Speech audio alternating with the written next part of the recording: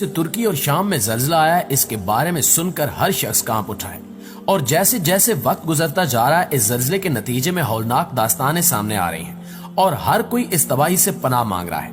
لیکن اس زلزلے کے ساتھ ساتھ بہت سے سوالوں نے بھی جنم لینا شروع کر دیا ہے، جیسا کہ کچھ لوگوں نے یہ دعویٰ کیا ہے کہ یہ زلزلہ قدرتی بالکل بھی نہیں ہے، بلکہ اسے ایک سازش کے تحت ہارپ ٹیکنالوجی کی مدد سے پیدا کیا گیا ہے، اور یہ شک اس وقت یقین میں بدل جاتا ہے جب اس زلزلے کی پیشگوئی 3 دن پہلے ایک پروفیسر کی جانب سے کر دی جاتی ہے۔ اور اس سے بھی خطرناک بات یہ ہے کہ اس زلزلے کی پیشگوئی دجالی کارٹون سمسن میں بھی کی گئی تھی۔ ان سب باتوں کے بعد یہ سوال پیدا ہوتا ہے کہ کیا یہ واقعی سازش تھی یا کچھ اور؟ آج کی ویڈیو میں ہم اسی متعلق بات کریں گے، لہٰذا بات کو مکمل طور پر سمجھنے کے لیے ویڈیو کو آخر تک ضرور دیکھیے گا۔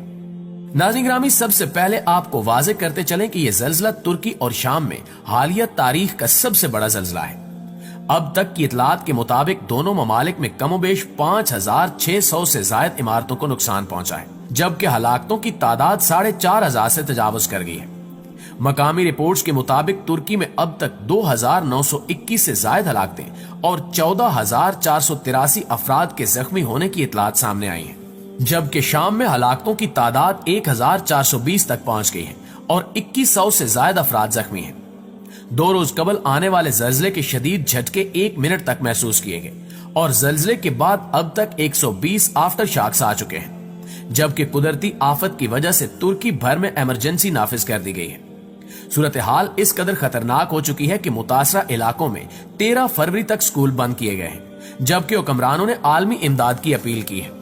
ترکی میڈیا کے مطابق ایمرجنسی کے بعد غازی انتپ اور ہاتھے ایئرپورٹ پر سول پروازیں معطل کر دی گئی ہیں، جبکہ ترک صوبے ہاتھے میں قدرتی گیس پائپ لائن میں آگ بھڑکنے کے بعد گیس کی فراہمی روک دی گئی ہے۔ ریکٹر سکیل پر زلزلے کی شدت 8.7 ریکارڈ کی گئی، جس کا مرکز 23 کلومیٹر جنوب میں تھا اور اس کی گہرائی 9.17 کلومیٹر تھی۔ دونوں ممالک میں زلزلہ 100 سال کا بدترین سانحہ ہے، اور یہ 1939 کے بعد ترکی میں سب سے بڑی آفت ہے۔ ترکی اور شام کے علاوہ قبرص، یونان، اردن اور لبنان میں بھی زلزلے کے جھٹکے محسوس کیے گئے، تاہم ان ممالک سے کسی جانی نقصان کی اطلاع نہیں ملی۔ ناظرین گرامی، آپ سب کو حیران کن بات بتاتے چلیں کہ موسمیات اور زلزلے سے متعلق ریسرچ کرنے والے ایک ماہر نے سوشل میڈیا پر 3 فروری کو پیشگوئی کر دی تھی کہ ترکی اور شام کسی بھی وقت تباہ کن زلزلے کی لپیٹ میں آ سکتے ہیں۔ بارش اور طوفان سے تو پیشگی آگاہ کیا جا سکتا ہے، لیکن زلزلے کے بارے میں پیشگوئی کرنا تقریباً ناممکن ہے۔ لیکن حیران کن طور پر سوشل میڈیا پر 3 روز قبل کی گئی زلزلے کی پیشگوئی درست ثابت ہو گئی ہے۔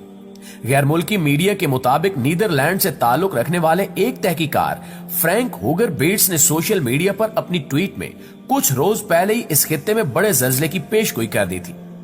فرینک ہوگر بیٹس نے 3 فروری کو ایک ٹویٹ کیا، جس میں انہوں نے بتایا کہ جلد یا بدیر 4 سے 6 فروری کے درمیان جنوب وسطی ترکی، اردن، شام اور لبنان میں 7.5 شدت کا زلزلہ آئے گا، یعنی جانی اور مالی نقصان کے اعتبار سے یہ کافی خطرناک زلزلہ ثابت ہوگا۔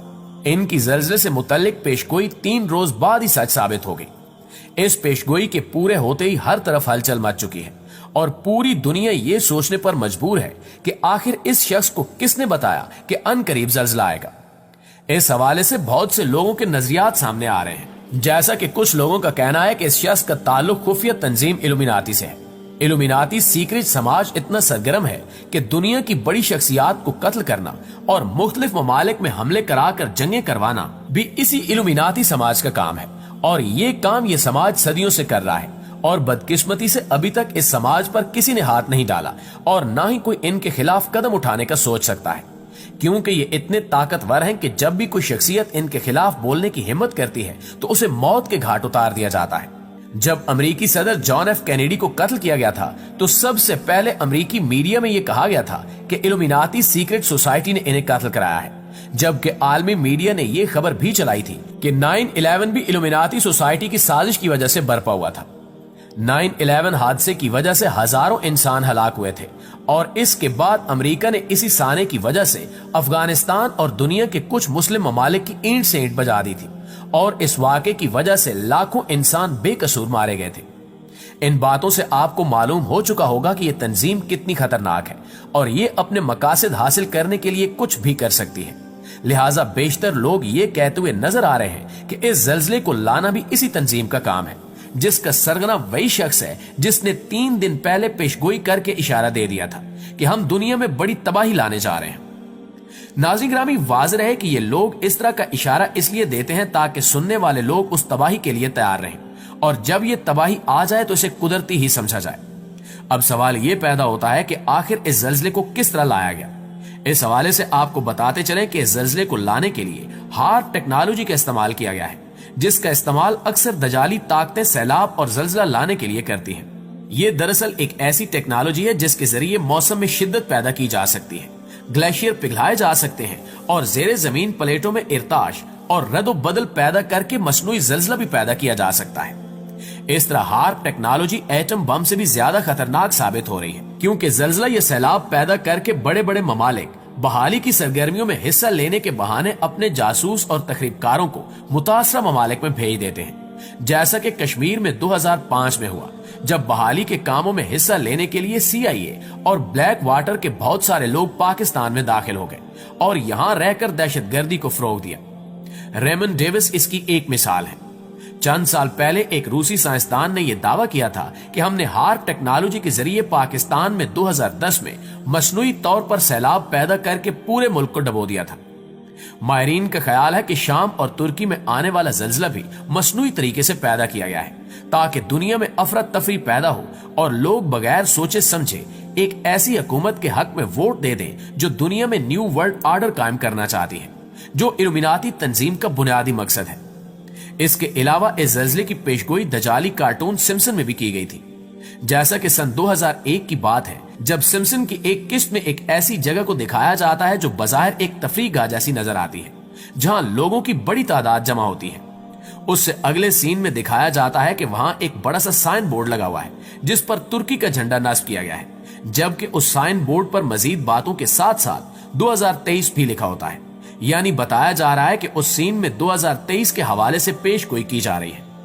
इसके बाद दिखाया जाता है कि ये लोग परेशानी के आलम में इधर उधर भागना शुरू कर देते हैं और वहां मौजूद मुख्तलिफ चीजें तेज तेज हिलना शुरू हो जाती हैं, और फिर मुख्तलिफ मकामात दिखाए जाते हैं जो जल्जले की वजह से लरज रहे होते हैं। इस पेशगोई में यह बताया जा रहा है कि 2023 में शदीद किस्म के जल्जले आएंगे जिससे पूरी दुनिया में तबाही फैलेगी। ये पेशगोई 2001 में 2023 के लिए की गई थी और अब देखते ही देखते ये पेशगोई पूरी हो चुकी है।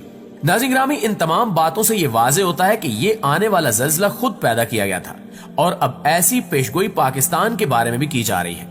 अल्लाह ताला से दुआ है कि अल्लाह ताला हमें ऐसी आफतों और दजाली फितनों से अपनी हिफ्ज़ व अमान में रखे। आमीन सुमा आमीन।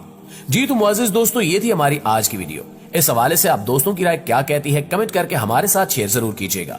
इंशाल्लाह आपसे मुलाकात होती है अगली वीडियो में। तब तक अपना ख्याल रखिए। अल्लाह निगहबान।